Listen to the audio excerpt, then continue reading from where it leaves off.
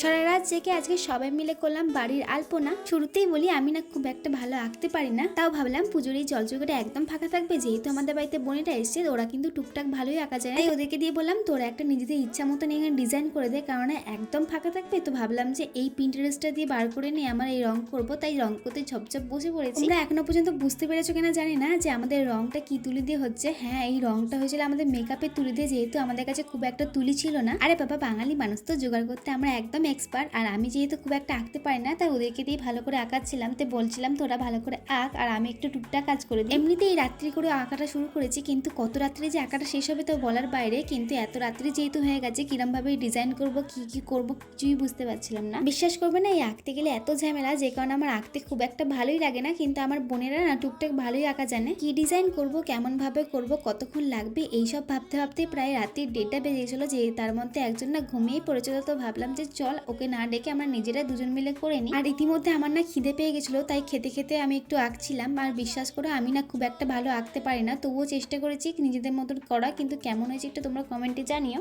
একটা আঁকা করতে যে কতটা কষ্ট সেটা হয়তো আজকে বুঝলাম, কেননা এই আঁকাটা করতে গিয়ে প্রায় 3:30 বেজে গেছে আমার রাত্রি। তাই আজকে আমার খুব ঘুম পেয়েছে। আজকের মতন টাটা।